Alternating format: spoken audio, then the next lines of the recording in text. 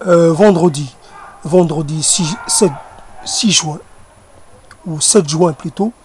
Et donc, je vais penser à intituler quelque chose comme ça, quelqu'un à qui parler. Euh, Quelqu'un à qui parler. Je cherche quelqu'un, désespérément quelqu'un à qui parler. Je développerai tout à l'heure, mais je voudrais juste, et en fait, rendre à Pierre ce qui est à Pierre, ce titre, et je l'ai repris d'un dessin animé de la série Titeuf. Et donc Titeuf, voilà les créateurs, les scénaristes et les scénaristes de ce dessin animé ont finalement à un moment donné, ils ont fait le tour, ils ont trouvé, ils ont concocté un petit bijou. Ils ont fait quelque chose de parfait. Parce que celui qui connaît cette série constate souvent qu'il y a un problème au niveau du langage qui euh, qui est mis dans la bouche des enfants, et puis les situations elles-mêmes quelquefois elles sont pas si elles sont un peu non invraisemblables ou autres, elles sont pas tout à fait crédibles, et voilà que quelque chose est, même si on imagine mal un enfant dire comme cela, je veux quelqu'un à qui parler. C'est bien adulte qui parle. Mais on va passer là-dessus, on va pas trop s'apesantir, et on va l'accepter. Voilà Titeuf qui cherche auprès de ses proches. Il en fait le tour, il ne trouve personne. Et à la fin, il va prendre la photo de sa grand-mère qui est morte. Il va pouvoir s'adresser à elle, lui raconter ce qui lui tenait à cœur. C'était pas énorme, parce que l'histoire est faite comme ça. C'était pas énorme. Si les gens avaient, comment dire, avaient accepté de l'écouter, ça n'aurait pas pris beaucoup de temps. Mais finalement, chacun est pris par ses affaires à lui. Tout le monde est ailleurs. Tout le monde est occupé. Là, ça sonne occupé. Je rappelle quelqu'un d'autre, ça sonne occupé. Quelqu'un, il répond, mais dit je suis occupé. Rappelle plus tard. Voilà, à chaque fois, donc finalement, et il s'agissait donc d'une situation que moi je vis, comme j'imagine des tas de gens. Des tas de gens. Alors à un moment donné, on disait, si tout, je ne sais pas si tous les opprimés, ou on peut la décliner comme on veut, se donner la main, ça ferait de l'effet. Ça pourrait changer les choses. Donc c'est tous les esselés. Se donner la main, ils pourraient voir à quel point ils sont finalement nombreux, et de cette impression-là, de cette observation-là, ils peuvent en retirer de la force. Je ne suis pas le seul, alors je ne vais pas me laisser, je vais pas me laisser aller. Je vais reprendre goût à la relation humaine.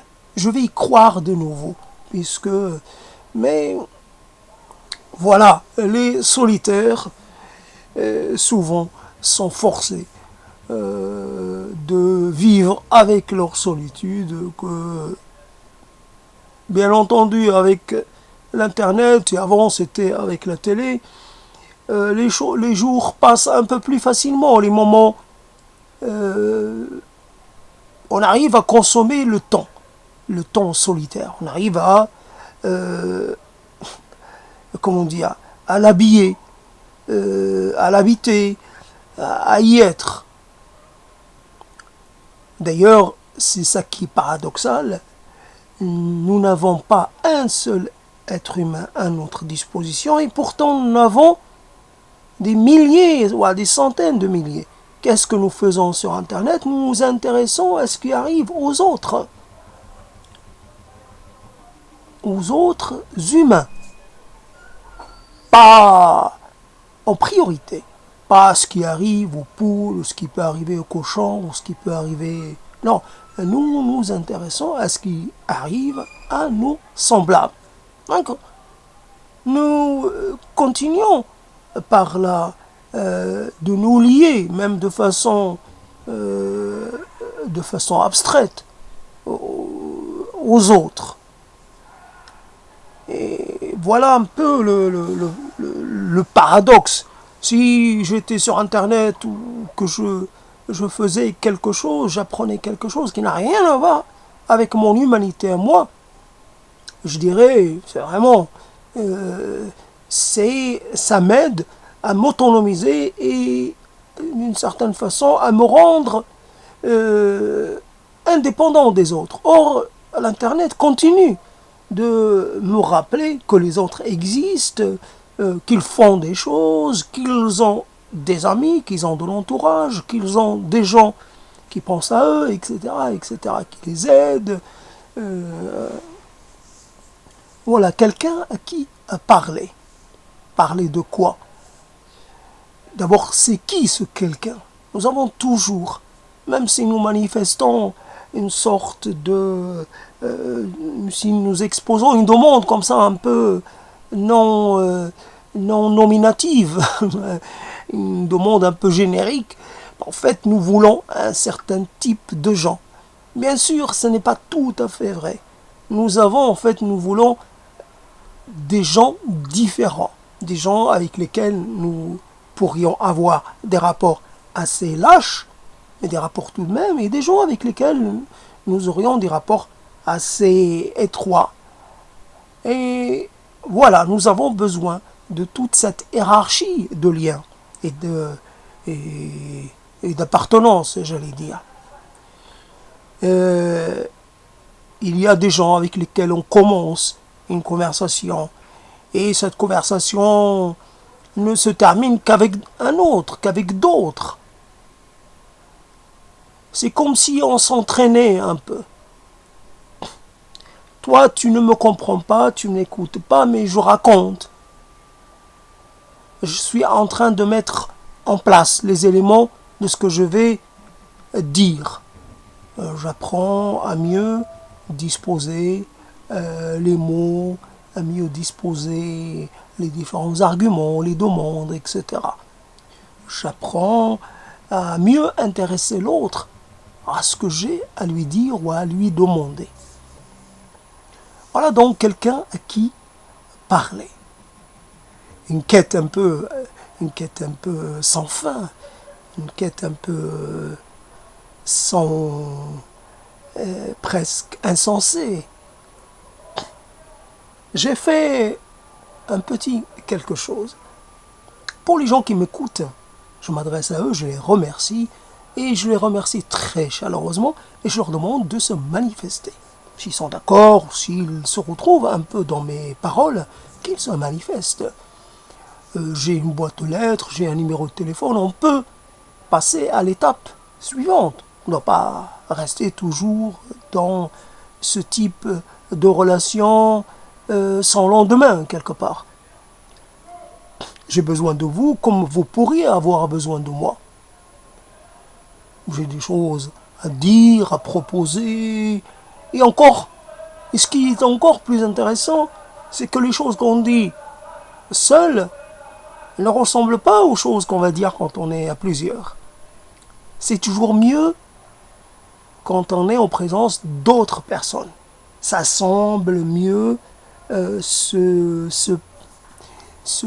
comment dire, se configurer, se présenter. On a tendance, puisque l'autre nous stimule de plusieurs façons, on a tendance à introduire beaucoup d'éléments. Par exemple, selon l'attention de l'autre, on va introduire une bifurcation. On va un peu changer d'angle d'attaque, si je puis dire. On va modifier notre récit ou notre discours. Tandis que quand je parle seul, je suis uniquement avec moi-même et ce sont les mots. Et les mots qui font tout. Un mot m'envoie vers un autre, et puis un autre. Mais ce n'est pas stérile, mais ce n'est pas aussi productif que quand je suis face à quelqu'un. Il y a quelquefois où la personne ne parle pas, ou parle peu. Et cela ne me dérange pas. Cela me provoque en moi tellement d'excitation et tellement de stimulation que je me lance, que vraiment je produis de façon à profusion. Je deviens généreux dans les mots. Donc quelqu'un qui parlait, c'est peut-être la question fondamentale ou pas. La question quand on voit les gens. Donc j'ai rencontré quelqu'un que je connais, il est venu vers moi, on s'est serré la main, il m'a dit comment tu vas, je lui ai dit je suis en train de mourir. Alors lui, au lieu de comprendre la chose au deuxième degré, il n'a qu'à me regarder. Si j'étais en train de mourir, je ne serais pas déplacé pour assister à quelque chose qui a l'air d'être relativement de peu d'effet sur l'actualité, mon actualité à moi. Si j'étais en train de mourir, quelque part, je serais, je ne sais pas, dans un autre endroit. Je ne viendrai pas voir des gens, en plus que je ne, des gens que je ne connais pas. J'irai pas j'irai pas faire cela. J'irai pas m'obliger à supporter un peu une situation d'indifférence ou voire d'hostilité des autres. Et voilà, je lui dis, je suis en train de mourir. Alors lui, évidemment, comme il a compris, mais tu te soignes. Tu te soignes. Non, mais je ne me soigne pas. Et pourtant, ici, il y a des moyens. Voilà qu'on rentre sur un autre débat. Voilà ici qu'il y a des moyens. Comme si la finalité, des finalités, c'est de continuer de faire vivre ce corps. Ce corps qui peut sembler ne pas avoir d'utilité. Quelque part, on peut un peu penser qu'à un moment donné, quelque part, qu'il termine un peu son parcours un peu de façon un peu précipitée ou qu'il continue encore un certain temps, ça n'a pas d'importance. La vie ne semble pas intéressante. On a besoin, j'ai besoin, comme vous pouvez avoir besoin, de gens qui vous nourrissent. Par leur présence, par leur réaction, par leur regard, par leur voix, par ce qu'ils dégagent, par la chaleur qu'ils mettent dans les propos qu'ils vous tiennent, par leur enthousiasme, par leur engagement affectif vis-à-vis de vous, et des gens qui vous chérissent, des gens qui apprécient ce que vous faites, ce que vous êtes. Et évidemment, ils l'apprécient, ils exagèrent un peu dans la complimentation, mais ce n'est pas grave. Ils le font par, quelque part, de façon, j'allais dire, parce qu'ils sont généreux avec vous. Ils font preuve de générosité. Et quelqu'un qui parlait, dans ce monde où chacun d'entre nous a à sa disposition 2 langues, voire plus. Chacun a des moyens de communication avec le monde entier, quelquefois sans rien dépenser. C'est compris dans les forfaits. Et il suffit, tiens, il suffit que je compose un numéro, par exemple au Canada. Je prends Canada francophone, je compose un numéro de quelqu'un que je ne connais pas. Hello, my dear. Et puis on est parti, on imagine ça. On aimerait cela, que les choses se passent ainsi. Il est quelquefois possible, je ne sais pas, comme pour cette histoire du chameau qui ne rentrerait pas dans l'aiguille, je ne sais plus comment on dit, le chat de l'aiguille, je ne sais pas comment on dit, mais quelque part il est possible de réaliser des choses totalement impossibles, des exploits, comme on les appelle. Et pourtant, la chose la plus difficile, c'est d'intéresser des gens à soi. Comme cela, de continuer d'alimenter un peu sa réserve relationnelle et affective. La vie fait en sorte que ce que nous avions à disposition s'amenuise, s'épuise, se vide. Il y a des trous qu'il faut essayer de remplir. Nous ne pouvons pas vivre avec troués de partout. Voilà que je peux introduire à cet instant l'idée la parole que je voulais dire par rapport à mon ami, ou mon ex-ami mort, et dont j'ai fait l'éloge funèbre, évidemment très tard, 3 ans après les faits, bien sûr, pour mieux tard que jamais, mais d'une certaine façon, cette personne s'est rendue indisponible pendant un certain nombre d'années. Peut-être que c'est de ma faute. Peut-être que c'est moi qui l'ai forcé un peu à adopter ce comportement. Parce que je ne répondais pas à ses contacts, à ses communications, j'en sais rien. Il est possible que je sois celui qui t'a blâmé dans cette affaire-là. En tout cas, la relation s'est arrêtée. Et donc, j'appelle quand même parce que ce lien ne s'est pas brisé de façon définitive. Il est resté là. Et donc, à un moment donné, j'avais besoin de renouer avec un compagnon que je voulais me réserver pour mes vieux jours. Voilà, comme ça. Un compagnon des jours derniers. Et donc, ce compagnon, quelque part, j'avais des choses à lui dire, peut-être des reproches, peut-être des compliments, peu importe, des choses différentes. En tout cas, voilà, j'appelle, comme je l'ai dit dans l'éloge, j'appelle et puis on m'apprend. À un moment, on m'apprend, parce que la personne qui me répondait n'avait pas le choix. Il fallait qu'elle me fasse cette confidence, qu'elle m'informe de la chose, de la catastrophe. Et voilà, donc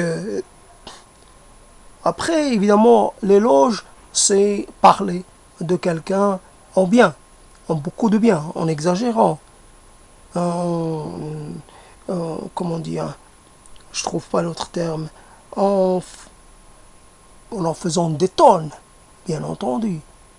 Il ne s'agit pas d'être avare de ses compliments, il s'agit d'être dans une sorte d'enflement ou sorte de montée, une sorte un effet comme ça qui va en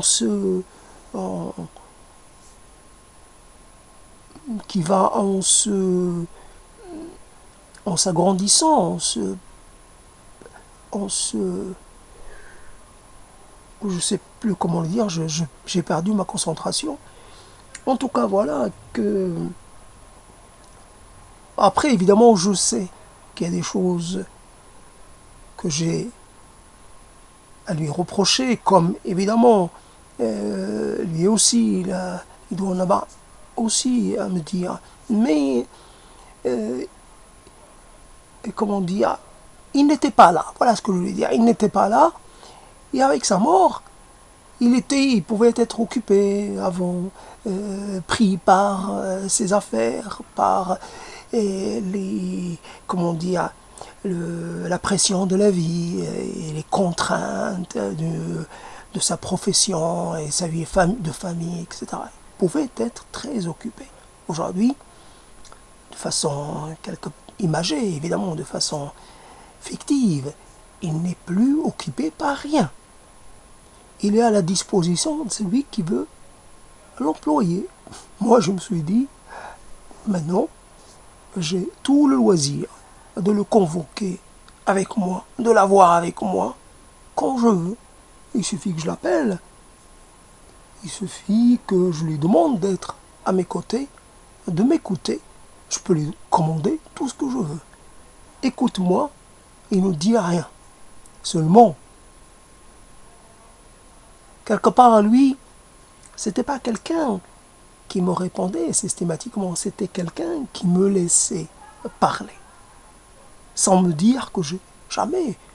Il m'a dit, tu as trop parlé. Quelque part, tu me fatigues. Jamais je n'ai senti quelque chose de ce genre. Jamais. C'est quelqu'un qui avait, comment dire, une capacité à m'écouter, moi. C'était dans les années 80, il faut quand même le signaler, fin des années 80, il m'écoutait.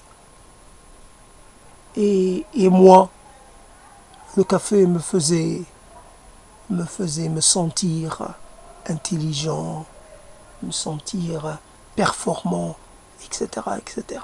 Donc j'y allais, dans ma folie verbale, dans mon verbiage ou quelque part dans mon mouvement, dans ce rapport que j'ai avec les mots, rapport fait de, comment dire, non pas d'exagération, mais de quantifier, les mots en quantité, en surquantité. Beaucoup de mots. J'exagère peut-être. Il y a un moment, en fait, on épuise ces mots, même quand on en a beaucoup à l'usage, ça finit quand même par se réduire. Mais on va dire que,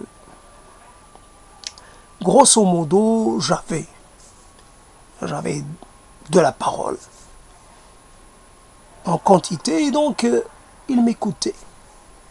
Il m'écoutait, et quand il parlait, je l'écoutais. Il n'avait pas besoin de me demander de le laisser parler ou s'exprimer à son tour. Jamais. Jamais, jamais, jamais. Faut croire qu'on était quelque part complémentaires, qu'on était fait l'un pour l'autre, ou qu'on était... Voilà. C'est vraiment... Ça me manque. Ça me manque terriblement. Cette époque-là aussi me manque, même s'il était difficile, mais cette personne me manque. Et avec sa mort, donc quand j'ai dit à la personne que moi j'étais en train de mourir, ce n'était pas tout à fait faux. J'étais en train de mourir parce que des parties de moi sont mortes récemment. Et un peu moins que récemment. Mais j'ai perdu des parties essentielles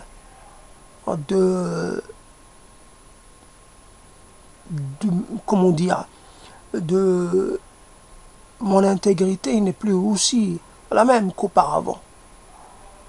Des choses me sont devenues inaccessibles. Voilà, des êtres me font défaut.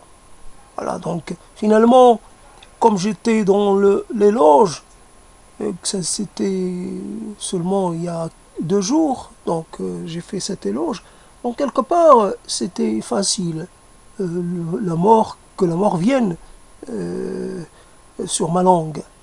Donc je suis en train de mourir parce que je suis un peu environné par la mort. J'ai peur de la mort. J'ai peur de la mort. Pas pour moi, pas immédiatement, mais j'ai peur de la mort pour quelqu'un qui m'est très précieux, mais aussi pour d'autres gens qui sont de mon âge, ou un peu plus, ou un peu moins, des gens dont j'aurai besoin plus tard. Des gens que je veux pouvoir accompagner. Je veux qu'ils restent là. Je veux qu'ils gardent leur, comment dire, qu'ils gardent leur capacité cognitive, qu'ils gardent, qu'ils conservent leur mémoire, etc. Qu'ils se souviennent de moi aussi. Je veux pas qu'ils ne me reconnaissent pas. Je veux qu'ils restent dans une sorte de forme, de sorte de bonne forme. Et il y en a un déjà qui n'est plus sur la photo. Il y en a un qui s'est barré, comme on dit familièrement. Il s'est barré. Il n'est plus là. Un jour, quelque chose est venu le prendre. Une défaillance cardiaque. Et puis, plus personne. Cela s'est produit il y a peut-être 2 ans maintenant, ou bientôt 2 ans. Voilà. Je ne l'avais pas vu depuis très longtemps, mais il était possible, là aussi, de le récupérer. Car finalement, je fais pareil un peu. Les premiers seront les derniers. Les premiers amis, les premiers compagnons seront sûrement les derniers. C'est comme ça que ça peut se passer. Ou peut-être que c'est comme ça que ça doit se passer. Sorte une manière de fermer le cercle. J'en ai déjà parlé dans les mêmes propos à peu près. Finalement, c'est cela. L'être humain, il est un animal parmi beaucoup d'autres. Évidemment, si on le prend de cette façon-là, on ne va pas surréagir par rapport à un refus de communication. On va dire, la personne, elle a eu un comportement, comment dire, d'évitement, ou un comportement de distanciation, d'éloignement, parce que c'est comme ça que ça se passe dans le genre humain, c'est comme ça que ça se passe dans les sociétés simiennes, c'est cela. Donc le sapiens sapiens fait partie aussi des primates et il fait partie de toutes les familles vivantes, toutes les familles. Celui qui est étranger à quelqu'un, il n'est pas accueilli comme ça à bras ouverts. Non, qu'est-ce que tu veux? Qu'est-ce que tu me veux? Voilà la question. T'es quelqu'un de pacifique, ou t'es plutôt quelqu'un qui peut présenter un danger? Qu'est-ce que c'est que cette personne qui vient me voir? Pourquoi vient-elle me parler? Pourquoi rentre-t-elle sur mon territoire? Évidemment, le meilleur conseil, la meilleure attitude, c'est de rester à distance. C'est quelquefois de l'ignorer. Ignorer ses avances, d'ignorer ses gestes d'approche, l'ignorer totalement, comme ça on s'évite les mauvaises surprises. Voilà, c'est typiquement animal, c'est purement animal, c'est dans les instincts, c'est comme ça que ça se passe. Ce n'est pas raisonnable, ce n'est pas une histoire de raison, encore que la raison, elle doit, comment dire, la raison doit beaucoup à l'instinct. La raison, c'est peut-être l'instinct un peu, comment dire, qu'on a essayé de comprendre, d'analyser. Mais finalement, ce qui domine et continuera de dominer, c'est l'instinct. Et c'est lui qui nous indique quels sont les gens qu'on doit accepter ou pas. D'ailleurs, ça continue d'être pareil sur les réseaux sociaux, j'accepte ou j'accepte pas. C'est toujours pareil, j'intègre ou j'intègre pas. J'autorise ou j'interdis. C'est toujours pareil. Il n'y a pas une troisième attitude, il n'y a pas quelque chose d'autre. Quelqu'un que vous ne connaissez pas ou qui ne vous connaît pas, il vous dit voilà, il peut rester un peu à distance, mais ça ne l'empêche pas de vous demander, viens, profitez de l'occasion. Tiens, tu veux me parler? Bah d'abord, tu dois m'écouter, tu vas m'écouter. J'ai quelque chose à dire, je ne te connais pas, donc je peux m'autoriser une certaine liberté, je vais le dire. J'ai une plainte, ou j'ai envie de me venger de quelqu'un, je vais dire de gros mots, comme ça tu m'écouteras, parce que tu n'es pas concerné, donc je peux comme ça me venger. Je vais t'utiliser pour régler quelque chose avec quelqu'un, ou avec la vie et tout, aussi. Tiens, bah, tu veux me parler, mais à une condition. À une condition que tu me racontes une histoire. D'abord, ou une énigme. As-tu une énigme pour moi? T'as pas d'énigme, tu me racontes une histoire. Bon, tu me fais rêver, tu me fais rire, etc., etc. Ça peut être quelque chose comme cela. Et donc, ben non, c'est plutôt non, non. C'est je ne t'intègre pas, je reste à distance. Et qu'est-ce que je voulais? Quelque chose qui m'a échappé, dont je voulais parler, par rapport à l'attitude et, comment dire,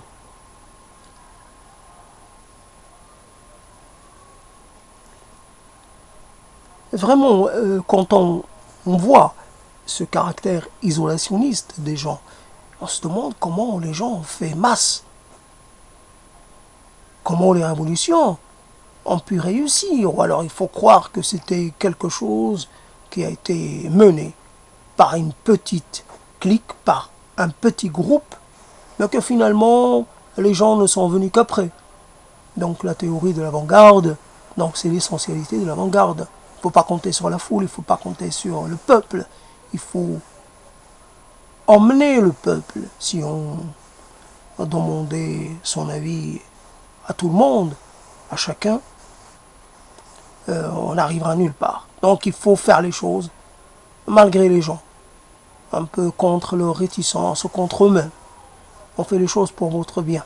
Après vous allez voir, vous allez nous remercier, mais en attendant, vous nous obéissez, vous nous suivez. Qu'est-ce que je voulais dire par rapport à quelque chose? Là j'ai rempli, mais finalement il y a quelque chose que je voulais dire, donc comme c'est de l'improvisation, donc quelque part, euh,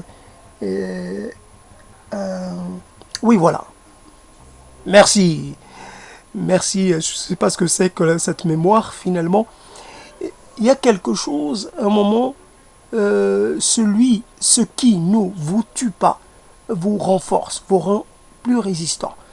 Alors, il y a aussi une image ou une phrase plus terre à terre, donne-moi un coup de pied. Il lui a donné un coup de pied pour le... Comme on pourrait... pousse-moi. Pousse-moi, je ne sais pas, un cycliste, on le pousse. Et ça lui donne une sorte d'élan.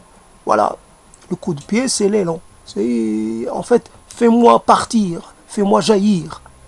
Et cette chose, paradoxalement, les gens, ils pensent, je ne sais pas s'ils le font exprès, mais des gens vous disent, oh, je ne veux pas de toi.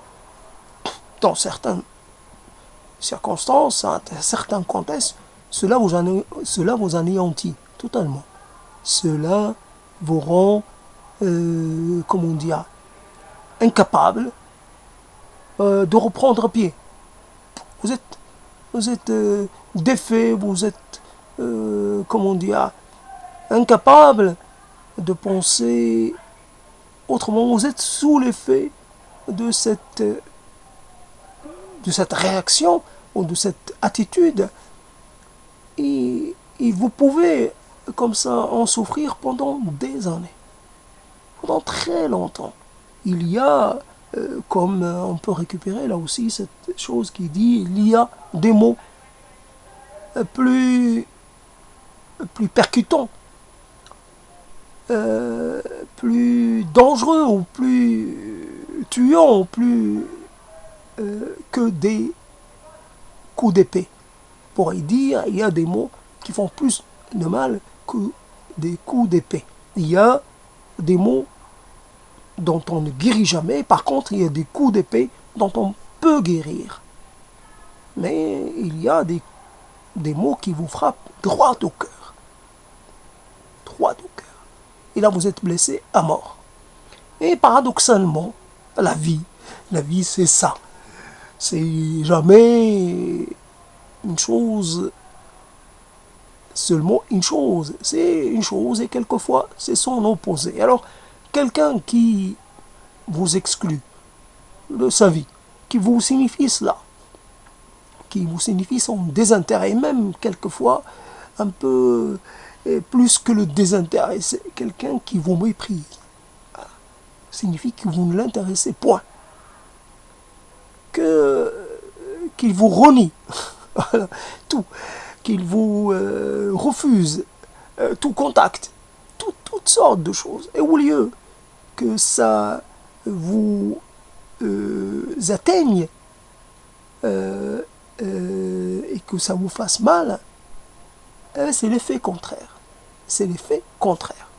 Vous redevenez battant, vous redevenez fort, la volonté de conquérir.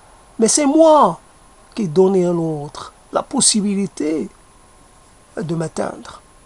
L'autre, il n'est pas, comment dire,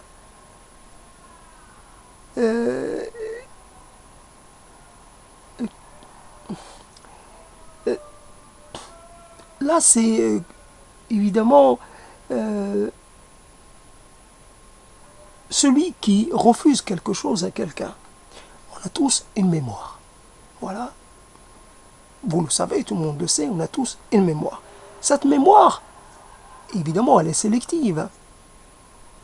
Mais elle est aussi, elle joue un peu au jeu du hasard. Un jour, elle vous fait revivre quelque chose que vous n'avez pas envie de revoir, de revivre. Le jour où vous avez dit non à quelqu'un de façon, je veux dire, injuste, de façon exagérée, de façon indue, vous avez refusé quelqu'un comme cela. Vous êtes autorisé de jouer un jeu, je ne sais pas, de puissance. Vous êtes pris pour un puissant, alors qu'en fait vous n'êtes pas puissant, alors qu'en fait vous avez besoin des gens. Peut-être pas de cette personne, mais vous avez besoin des gens. Donc une attitude comme ça, un peu hautaine, un peu discriminatoire, un peu... non, un peu discriminante, pardon. Non. Et donc, c'est cela. Alors, je me retrouve, bien sûr, dans ces effets physiques. Bien sûr, il y a des effets, j'allais dire, de compensation. Vous perdez quelque chose, vous devez compenser. Ce n'est pas aussi automatique. Mais dans ce qui est de l'ordre de l'émotionnel et des effets psychiques, il faut faire attention. Il y a des phases. On passe par des phases. C'est pour ça que j'ai fait l'hommage funèbre, je l'ai fait rapidement. J'ai tenu à le faire, et j'ai tenu à le faire différemment. C'est-à-dire, je l'ai fait dans 3 langues, donc 3 idiomes. Donc finalement, parce que ça m'a, comme ça, en fait finalement ça m'a permis un peu de finir avec, de régler cette histoire, d'une certaine façon, de faire mon deuil, comme on dit, un peu trop souvent. Une phrase qui est un peu trop facile, un peu fourre-tout. Mais voilà.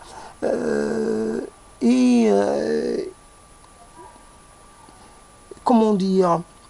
Et aujourd'hui, si je devais refaire cet éloge, je serais beaucoup moins dans la parole et beaucoup moins dans la production de mots. Je pourrais toujours, mais ça sera beaucoup, peut-être un peu moins, un peu plus forcé, un peu moins réactionnel, un peu moins euh, euh, un peu moins sincère, j'allais dire, un peu moins à la prise de distance fait que et c'est une prise de distance salutaire. Il la faut. Il la faut. Parce que c'est le devoir que nous avons vis-à-vis de nous-mêmes. Nous avons le devoir de continuer de vivre, de survivre à certains. Ne serait-ce que pour un peu leur prendre soin d'eux, de leur tombe ou de leur mémoire, peu importe. Nous avons besoin de rester en vie. Le temps de préparer des successeurs pour nous-mêmes. On va continuer. Nous allons partir, évidemment, un jour. Mais nous n'allons pas hâter et ce départ-là, ce moment-là. Nous allons rester, comment dire, faire les choses normalement, sans nous précipiter vers notre, sans aller courir vers notre trépas. Et donc je disais, cette histoire-là, dans ma façon de parler, il y a l'effet de ces contacts que j'ai eus, micro-contacts, j'allais dire, ou entre le micro et le contact court, mais moi je qualifierais plutôt de micro-contact. Et comme je l'ai déjà traité de la micro-sociabilité, c'est réellement cela. Et bien sûr, on pourrait se dire, vaut mieux du micro que rien du tout, mais c'est vraiment, c'est un peu, mais je tiens, un peu, je savais de toute façon que j'allais prendre ma revanche avec mes mots à moi, que j'allais utiliser cela comme de la matière première pour développer des propos, etc. De toute façon, j'allais, d'une certaine, comme j'allais dire, l'auteur de fiction qui va un peu à la recherche de thèmes, de personnages, etc. Il va à la quête, quitte à ce que ça soit plutôt des choses qui lui arrivent et qu'il fait vivre à ses personnages. Bien sûr, il faut vivre pour pouvoir un peu se remplir de choses à dire et de choses à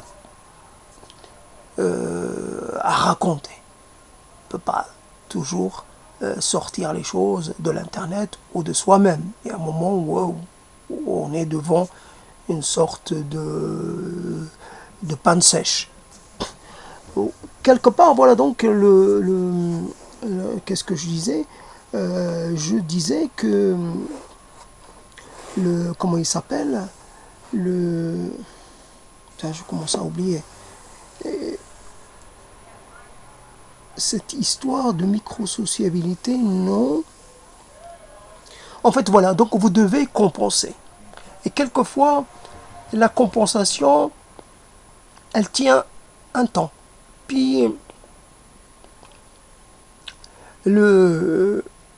comment dire, la réaction, et puis les choses, un peu, vous revivez, vous chutez, quelque part. Vous revivez le traumatisme qui s'est produit. Donc. Mais moi, je ne suis pas dans la rechute. Je ne rechute pas. Vraiment, je suis installé dans une sorte de, j'allais dire, de contentement. Je sais où est ma place. Je n'ai pas besoin des gens, comme évidemment beaucoup d'autres. Je n'ai pas besoin des gens. Je ne vais pas courir derrière les gens. Comme un écrivain de fiction, je pourrais, d'une certaine façon, j'ai assez vécu, j'ai assez parlé, pour pouvoir un peu, si je me mettais à créer des personnages, j'ai de quoi les faire parler, sans avoir besoin déjà en moi. J'ai de quoi les faire converser entre eux, etc. J'ai pas besoin. Donc je peux prendre une personne que je ne connais pas, je peux m'adresser à elle dans la rue, mais en fait c'est moi qui vais parler. Je pourrais, ou alors je pourrais prendre une personne dans la rue, mais je ne lui parle pas, j'imagine ce que je pourrais lui dire. Ça sera Genre, c'est souvent moi qui dicte un peu le cours de la conversation. J'impose, comment dire, j'introduis quelque chose de bien particulier, ce qui fait que je force l'autre à se positionner par rapport à ce que je vais dire. J'attends pas de lui qu'il s'impose, qu'il m'impose ses thèmes, c'est plutôt moi qui impose mes thèmes. Et donc, quelque part, cela et les gens sont interchangeables et ça, quelquefois, pas besoin. J'ai même pas besoin des gens vrais. Pas avoir besoin des gens fictionnels ou fictionnés, peu importe. Et voilà ce que je voulais dire, ce que je voulais vous dire, vous, c'est que vous pouvez survivre à une réaction de rejet. Vous pouvez lui survivre. Vous pouvez récupérer votre estime, comme on dit, l'estime de vous-même d'une façon... quand on se connaît, quelqu'un qui vous refuse son amitié, c'est qu'il ne vous connaît pas. C'est qu'il n'a pas appris, ou alors ça peut être quelqu'un qui ne vous a jamais rencontré, ou alors quelqu'un qui vous connaît un peu, mais je peux dire qu'il ne vous connaît pas assez. Donc il ne sait pas ce qu'il perd. Il perd en cette affaire-là. Mais il ne le sait pas. On va dire, laissons-le dans son ignorance. Bien sûr qu'on va le laisser. On ne va pas venir à lui pour lui dire, on ne va pas faire cette chose-là. Ouais, toc toc, je viens te montrer à quel point je suis intéressant et que je mérite que tu sois, que tu renoues avec moi. Toc toc, je viens à 4 heures de l'après-midi, je viens à 20 heures. Non, pourquoi m'embêter à faire cela? Même pas au niveau de la pensée, même pas au niveau de l'imagination. Ah, j'imagine même pas un truc pareil. Bon, cette personne, je la laisse vivre ou pas vivre. De toute façon, moi et elle, même issue, même destin. Un jour, elle va pas retenir la mort de venir me frapper, et moi non plus. Même si cette personne était prête à se donner à moi corps et âme, un jour, le destin va la forcer à me laisser. Ou est-ce que ce soit moi qui la laisse? Voilà. Il faut un peu considérer les gens pour ce qu'ils sont. Important, mais pas essentiel, pas vitaux. Important, bien sûr, important, stimulant, enrichissant, tout ce qu'on veut. Mais on peut vivre sans. On peut vivre sans. Surtout quand on a connu des gens auparavant, qu'on a eu l'occasion de parler de tous les sujets, qu'on a eu l'occasion de se tromper, d'exagérer. On a parlé de toutes les manières possibles. Alors pourquoi vouloir refaire cela? La parole, ça sert à un moment pour essayer de se positionner dans la vie. Mais quand on a un peu, quelque part, on sait un peu ce qu'est la vie. Et quand plus on est dans un âge, arrivé à un âge où en fait finalement on est dans la situation, dans la position de celui qui peut enseigner. Donc on n'a plus besoin d'apprendre. On est dans quelque part dans la peau, on est arrivé presque à tout savoir. Qu'est-ce que tu veux savoir? Demande-moi. Demande-moi et je te répondrai. Bien sûr, il y a une multitude de chemins. Il y a plusieurs possibilités. Mais quand on choisit, si on choisit mal, bah c'est pas grave, c'est tant pis. On va pas vivre toute sa vie en se le reprochant. Ça a été une décision. Il y a des gens qui n'arrivent même pas à l'âge de prendre ce type de décision. Et puis, c'est quoi la vie? C'est quoi la réussite? C'est quoi tout cela? Si, d'une certaine façon, comme j'ai pensé à quelqu'un, je me suis dit peut-être un lot de loterie qui n'a pas été réclamé jusqu'à maintenant, je me suis dit, peut-être je vais demander si c'est pas quelqu'un dans mon entourage. Et finalement, si vous faites quelque chose dans la vie que, comme on dit dans certaines religions, et plus vous faites le bien, plus vous allez être gratifié. Il y a là une opération quantitative. Plus je fais le bien, plus j'ai mon compte qui se remplit. À la fin, je ne sais pas, le jour du jugement dernier, je vais pouvoir quelque part me prévaloir. Je ne sais pas, j'ai sur mon compte, tu as combien sur ton compte? Moi, j'ai 3 millions de tonnes de bonnes actions. Et toi, tu as combien? Ah, toi, tu n'as que 500 000. Bon, 500 000 kilos, 500 tonnes, 500 000, hein, 500 tonnes, donc, ah, c'est pas pareil. Moi, j'ai beaucoup plus que toi. Donc, quelque part, c'est moi qui vais passer. La balance, ça va être en ma faveur. Mais bon, donc, et a priori, il n'y a rien de tout cela. Alors, finalement, que nous ayons été dans une situation ou dans une autre, le corps va connaître un déclin. Il va quitter la scène. Alors qu'on la quitte en étant dans le dénuement ou dans l'aisance, ça s'équivaut. Ça s'équivaut. Celui qui a quelque part une petite position dans la société, qui est un peu mal vu de tout le monde, ses chefs, etc. Celui qui doit un peu baisser la tête. Ouais, on peut dire cela. Mais on peut dire que c'est lourd, c'est difficile. Si on doit faire cela pendant 40 ans et vivre un peu chichement, un peu difficilement. Ouais, mais c'est une discussion un peu longue. J'ai plus la force de la tenir. En tout cas, il faut toujours compenser.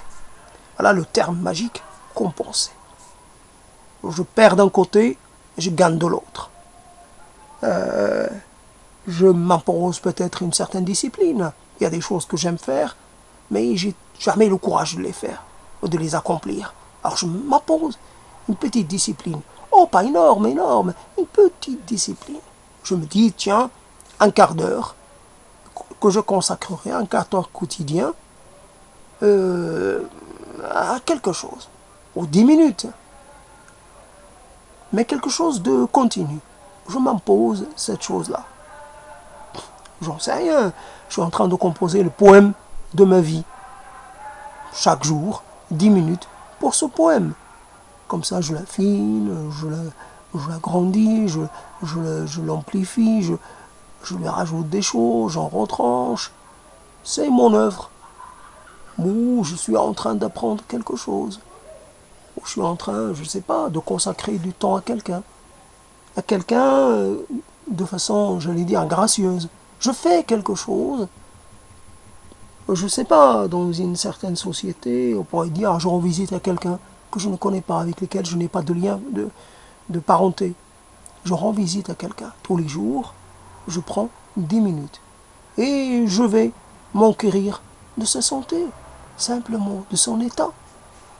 Bonjour, comment allez-vous aujourd'hui? Bien, j'espère. Alors, qu'est-ce qu'il y a aujourd'hui? Bah, avez-vous bien dormi?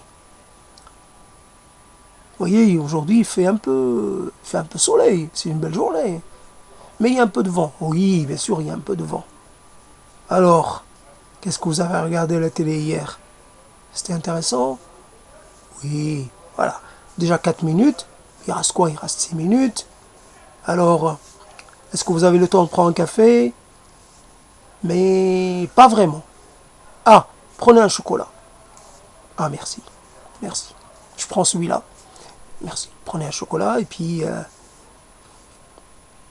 et vous, ça va? Ça va chez vous? Tout le monde va bien? Oui, tout le monde va bien. Tout le monde vous embrasse.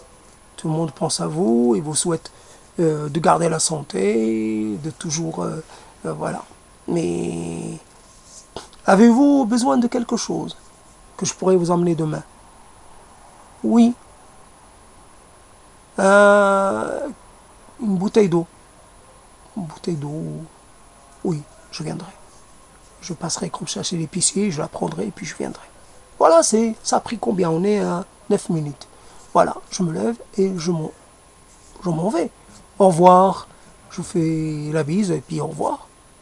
Au revoir, à demain. À demain. Voilà. Petite action. Quelque chose. Et pourtant, je ne suis pas quelqu'un, vraiment, je pourrais ne pas être quelqu'un de très sociable. On va dire, ah ouais, et puis qui pourrait trouver ça un peu fatigant, un peu ennuyeux, un peu routinier. Ouais, mais je me force. Voilà, un petit forçage de soi par rapport à quelque chose. Alors la chose, on peut la choisir comme on veut. Comme on veut. Je n'en sais rien. Moi, quelqu'un qui prendrait soin d'une plante, j'en sais rien. J'ai fait, non pas une expérience, mais j'ai laissé une plante grandir et grandir et grandir seule dans un pot. Cette plante, d'habitude, un peu une sorte d'herbe, moins herbe, parce qu'elle a tendance à pousser partout. Mais là, je me suis dit, comme je peux prendre la décision de laisser une plante accomplir son cycle. Là, celle-là aussi, c'est son cycle. Mais pour l'instant, elle n'a pas l'air de vouloir achever le cycle. Elle est là, et puis elle a grandi. Elle est devenue énorme. Si j'avais les moyens de la dessiner, de voir un peu comment elle s'étale, comment elle s'embranche, je l'aurais fait. C'est assez, quelque part, c'est une merveille. C'est une merveille. C'était sur une décision. J'étais ennuyé. Je me disais, ouais, cette plante, elle fait des fleurs, mais vraiment rien du tout. Et puis, elle sème ses graines un peu partout, je sais pas quoi. Et alors, je tue dès que je vois quelque chose qui ressemble à cette plante. Dès que je le vois pointer le nez, pof, j'arrache. Parce que, évidemment. Mais là, j'ai choisi après un peu d'hésitation, de laisser, j'allais dire cette mère, de laisser celle-là. Pourquoi elle? Grandir et grandir et grandir, et il faudrait que je l'arrose, il faut que je pense à l'arrose, il faut que je pense à elle. Voilà un peu comment, quelquefois il y a des choses qui... Puis je pourrais lui parler. Voilà, les 10 minutes, voilà, ça ferait peut-être beaucoup, 3 minutes, 5 minutes, je pourrais lui parler ou passer mon temps à l'admirer. Lui dire combien elle est belle, voilà, comme elle est magnifique, comme elle est vraiment exceptionnelle. Je pourrais le faire. Donc, cette chose, elle est déclinable à l'infini. Ça peut être n'importe quoi. On va dire une lettre qu'on enverrait à quelqu'un qui est très loin. Évidemment, aujourd'hui, ce n'est plus tellement de propos, mais on va faire comme si la lettre était encore d'un usage approprié. Mais je me mets à écrire une lettre chaque jour, je prends 10 minutes et je rajoute un peu, quelques mots. Mais finalement, la lettre, au bout d'un mois ou de 20 jours, ça va être conséquent. 10 minutes multipliées par 20 ou par 30, ça en fait des minutes. Et donc j'ai écrit chaque jour un peu comme une sorte de chronique que j'aurais tenue. J'écris, puis la personne qui va la recevoir, elle dit, voilà, en quantité, c'est quelque chose. Il y a de la quantité. Après, elle va la lire, elle va dire, ah oui, c'est peut-être inégal, c'est peut-être un peu, il y a des choses, mais d'abord au niveau de la quantité, ça va la frapper. Elle va se dire, 2 feuilles pleines, ou 3 feuilles, c'est quelque chose. Vraiment, cette personne, elle pense à moi, elle m'aime, elle tient à moi. Donc elle fait l'effort. Voilà, multiplicité de possibilités qu'on peut faire. Il faut lutter. Il ne faut jamais lutter. Il ne faut jamais cesser de lutter. Il ne faut jamais l'oublier. Il faut lutter contre soi, contre nos tendances, à nous replier sur les gens que nous connaissons, dont nous avons soi-disant confiance. Cette chose-là. confiance. J'ai confiance. Qu'est-ce que cela veut dire? Ça veut dire que le reste de l'humanité, les milliards et les milliards, c'est rien du tout. C'est des gens dont on peut pas... dont il faut se méfier, non. Non. C'est... On est... Quelque part, on ne sait pas. Il faut continuer de rencontrer les gens parce que peut-être il y a quelqu'un. Au bout du bout, on va rencontrer quelqu'un qui aura vraiment besoin de nous et qui pourra aussi nous apporter. Ce sera quelque chose d'assez réciproque. Faut pas. Parce que quelqu'un vous a dit non, une première personne vous a dit non, une deuxième et une troisième non. Je fais le tour de la terre entière. Quand j'ai fini avec les gens de France, bah, je vais à côté. Je frappe chez les Allemands.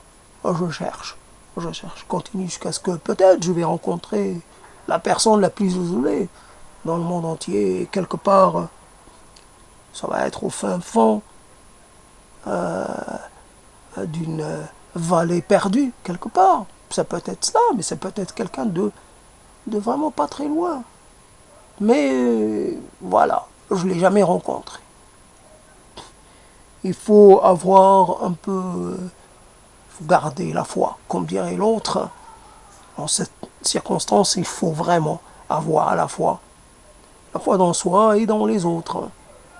Il y a, comme on dit, il y a toujours du bien chez les gens, même chez les criminels, il y a toujours une partie qui est, comment dire, mais quelquefois ça arrive que le côté sombre domine, mais il y a toujours un côté lumineux, même chez les gens les plus à craindre. Donc on va toujours penser qu'on est à la recherche de ce côté lumineux des gens et qu'on va continuer, malgré les échecs et malgré les rabrouades, malgré les refus, malgré les gestes un peu, malgré la mauvaise, le mauvais accueil, malgré tout. On va continuer à avoir confiance en les autres et confiance en soi-même.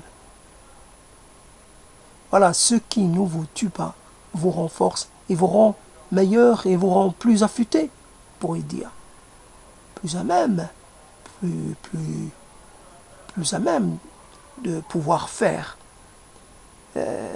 réaliser des choses étonnantes. S'étonner de soi-même, non pas un moment, je disais, étonne-moi à quelqu'un, étonne-moi. Mais je dois un peu renverser la chose et dire, je pourrais avoir cela comme une sorte de demande, comme ça, une sorte de s'étonner de soi-même. Soit moi m'étonne, moi étonne-moi. Mais quelque part, voilà, montre-moi des choses que tu ne m'as jamais montrées. Il y a toujours une partie de nous-mêmes que nous ne mettons jamais en mouvement. Je ne sais pas, une qualité ou un don particulier. Et voilà, c'est cela, ce don particulier. Voilà un peu comment on peut commencer un propos. Et je remercie les gens qui ont eu le comportement qu'ils ont eu parce qu'ils m'ont permis, ils m'ont donné la matière première pour habiter ce propos et pour pouvoir dépasser cela. Il faut toujours trouver le moyen de dépasser une contrariété présente, une contrariété de l'instant. Toujours, comme on disait en arabe, Nabad al-Usri yusr, c'est dans le Coran, Nabad al-Usri yusran. Ça va toujours tenter. Je me disais, après la difficulté, il y a toujours après un peu, ce n'est pas la difficulté, après, c'est pas la contrariété, après après comment dire, quand les choses se refusent à vous, je sais pas comment dire, il y a toujours, après, il y a un après qui va être beaucoup plus ouvert et plus à même de vous combler. Après le manque, il y a toujours, après le manque, après les besoins, il y a toujours euh, la profusion. Et d'une certaine façon, il y aura la profusion. Alors, j'étais petit, quelque part peut-être ça m'est venu, je voulais inverser. Évidemment en arabe ça sonne un peu comme ça a de la musicalité. Après en français ça passe par une ba'd al-usri yusran. Donc c'est un peu les mêmes lettres et ça sonne un peu euh, comme une petite chose là, comme ça, de ces choses qui parsèment le Coran et qui sont jolies. Mais pour cela, il faut évidemment apprendre l'arabe. Et voilà. Et donc, finalement, cette chose, évidemment, ce type de sagesse ou de proposition ou de réconfort, on doit le trouver partout. C'est la sagesse universelle. Un peu, c'est le béaba. Les temps difficiles ne peuvent pas durer éternellement. Ah voilà, après, c'est c'est l'éclaircie. Après après pas la pénombre, après l'assombrissement, il y a l'éclaircie. Voilà, j'ai trouvé à peu près la traduction. Après l'assombrissement, il y a l'éclaircie. Après la tempête, il y a après le calme. Voilà, ça serait toujours, après la tempête, il y a toujours le calme. Quitte à ce que la tempête revienne après, quelques temps après, mais il y a toujours le calme. Sinon, on ne parlerait pas de tempête, ou on utiliserait un autre terme. Il y a un temps pour tout, on va dire ça aussi. Mais cette sagesse un peu basique, un peu primaire, mais elle est essentielle, elle est irremplaçable. C'est cette sagesse qui a permis à nos ancêtres, à tout le monde, de continuer d'être là, d'habiter la terre, sans renoncer. Sans renoncer, sans jamais renoncer. Continuer toujours d'entretenir le désir, l'espoir, la volonté, l'envie. Si c'est pas moi, ce sont mes enfants. Si ce ne sont pas mes enfants, ça pourra peut-être être mes petits-enfants ou arrière-petits-enfants. Toujours. Voilà. Que quelque part. Voilà comment, et je vous souhaite pouvoir faire le faire, mais moi c'est venu après beaucoup d'années d'exercice, donc pouvoir faire ce rétablissement, se rétablir, après avoir chuté, recommencer, ne jamais rester sur un échec et se relancer. Et donc on recommence, on refait le même saut qu'on vient de rater et on peut le réussir. Bien sûr, si on a pris un mauvais coup, alors là ça devient un peu plus moins évident. Mais on va dire dans les métaphores, c'est possible. La métaphore et la réalité physique n'est pas toujours la même chose. Donc, on permet un peu à la métaphore d'avoir une certaine souplesse. Et voilà comment j'ai mis des choses ensemble, comment j'ai composé ce propos en y intégrant des tas de choses, évidemment beaucoup de choses venues. Évidemment d'abord Titeuf, mais ça c'était depuis hier, j'ai pensé à cela. Et donc les choses par rapport à ce que j'ai vécu cette fin d'après-midi et début de soirée, voilà que ça va demeurer dans cet enregistrement. Et voilà, merci, quelque part, on pourrait dire merci à ces gens qui m'ont contrarié, parce que sans cela, j'aurais été un peu dans une sorte, comment dire, je serais revenu chez moi un peu satisfait. Mais la satisfaction, elle ne vous donne pas envie d'en demander plus. Quelquefois, on se contente d'une petite satisfaction et voilà, on est bien. se sent bien. On ne veut pas se dire, tiens, on ne veut pas hiérarchiser satisfaction. On va dire, tiens, j'ai parlé. Quand on parle avec des gens, on ne va pas dire, oui, j'ai parlé avec 10 personnes, mais finalement, quantitativement, ça ne le fait pas. Non, on va rester sur le quantitatif. Et non, et pourtant, on n'a pas avancé. On a parlé avec beaucoup de gens, mais ça nous a fait avancer en rien. En rien du tout. Donc, voilà comment une contrariété, bien sûr, elle peut être handicapante, elle peut être paralysante, mais une contrariété peut être un peu l'occasion de réfléchir, d'essayer de voir si on peut la contourner, évidemment, mais si on peut aussi en venir à bout, simplement de façon frontale. Prendre plus d'élan, utiliser des moyens plus importants, etc., etc. Réfléchir un peu mieux, envisager plusieurs possibilités. Ouais, un peu faire un effort. Et c'est parce que j'ai éprouvé quelque chose d'assez désagréable que j'ai pu rester aussi longtemps à parler. Sinon, ça aurait été assez court.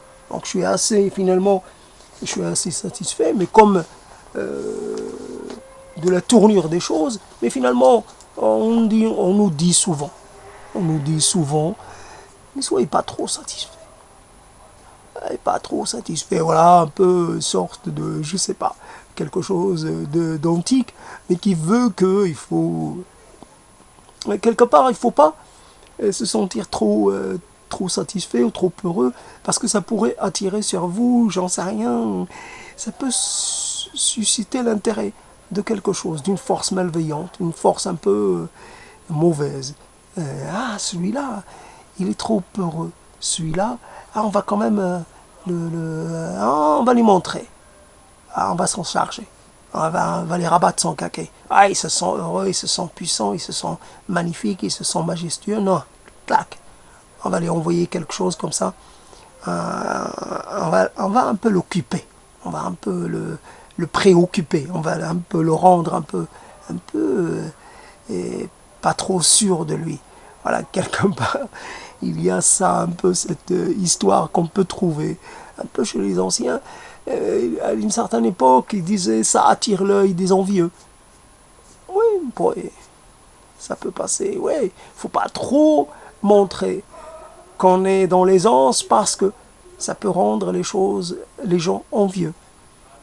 Comme cette histoire que mon père m'a racontée, il faut pas manger dans la rue parce que ça peut quelque part irriter quelqu'un qui a faim. S'il vous voit manger devant lui, ça peut l'indisposer. Parce que, évidemment, il va rester sur sa faim pendant que vous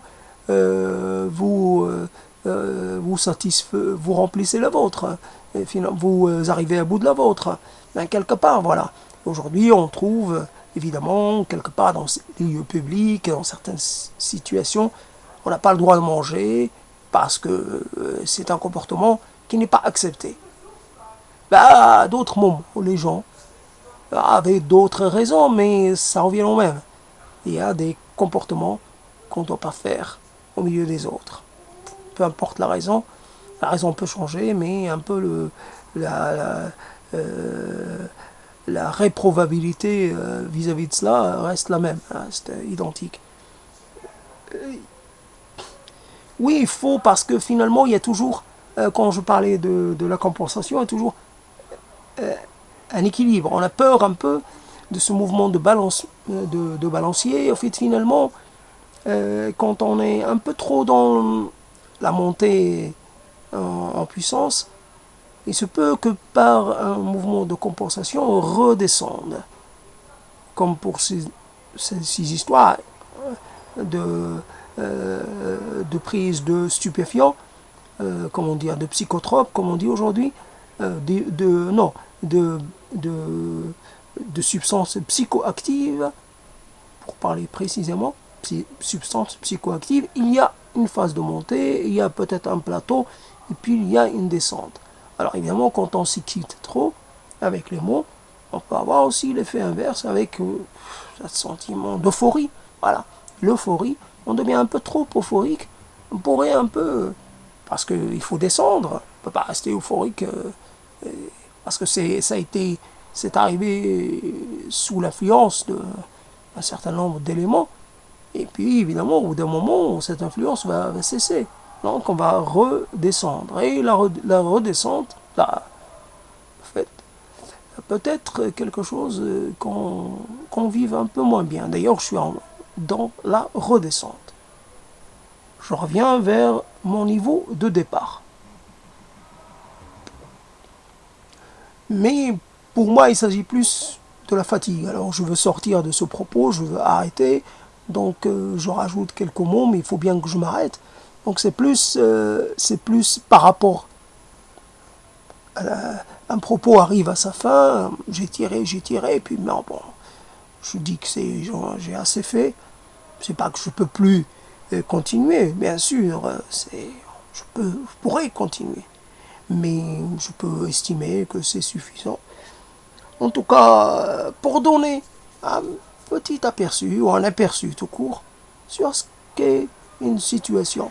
Ah, évidemment, dans certains propos, il y a une centration sur soi-même. Là, j'ai un peu ouvert. Le destin individuel participe du destin collectif. Ceci est une évidence, est une donnée intangible. On participe de l'universelle condition de l'être humain. Il ne faut pas croire, on ne croit jamais. Quelqu'un me dit, qui pourrait me dire, tu penses que tu es le plus malheureux au monde? Non, bien sûr que non. Il y a toujours, comme on dit facilement, il est toujours plus malheureux que soi. Souvent, peut-être qu'on ne sait pas qui c'est, pas où il est. Mais d'un point de vue de la probabilité pure, de l'hypothèse pure, il est possible qu'il y ait toujours quelqu'un qui soit un peu plus dans la difficulté que soi. Cela est possible. Donc, il ne faut pas croire qu'on veuille tout ramener à soi. On parle de soi et quelquefois on se dit c'est le meilleur moyen pour arriver à se faire entendre de l'autre. Parce qu'il est possible que notre parole rencontre la parole de l'autre, rencontre ce que l'autre éprouve. C'est à ce moment-là que notre parole va pouvoir évidemment connaître son destin, son vrai destin. Ça, à partir du moment où elle se présente comme un miroir de ce que quelqu'un, de ce que peut être une autre personne. Dans ce miroir-là, c'est pas moi que je vois, c'est toi que je vois. Nous sommes d'une certaine façon identiques. Et en fait, nous le sommes identiques. Nous avons le même corps, nous avons le même système, j'allais dire, sensitif. Nous ressentons les choses de la même façon. L'amour, le désamour, l'intérêt, le désintérêt. Nous ressentons le vide pareil, nous ressentons le trop-plein pareil. Nous ressentons les choses. Nous ressentons un peu le passage du temps. La peur de l'inconnu, des temps à venir. Nous avons une appréhension. Nous avons peur peut-être plus pour les gens auxquels nous tenons, peut-être plus quelquefois que pour nous-mêmes. Nous avons peur. Nous sommes inquiets. Cette inquiétude, c'est la même partout. L'inquiétude, seulement, elle ne se produit pas au même moment. Aujourd'hui, je suis inquiet, demain, ce sera peut-être toi qui le sera. Donc, voilà en quoi la condition humaine, elle est universelle. Voilà, donc finalement, je m'arrête là. Je vous dis à bientôt. Je vous dis, voilà, si vous voulez m'écrire, Ben, donc 446 free.fr, ben 446 .fr. Voilà, donc j'espère avoir rencontré, vous avoir rencontré dans une de mes paroles ou une autre. Voilà, je l'espère très profondément. Et je vous souhaite d'aller au mieux, évidemment, comme ça qu'on dit, d'aller au mieux possible, en fonction des contraintes de chacun, et en fonction aussi des dons de chacun, des dons cachés. Révélez vos dons à vous-même. D'abord, révélez-vous à vous-même. Et c'est peut-être une phrase un peu passe-partout, une phrase un peu creuse. C'est une phrase que certains utilisent peut-être tout le temps.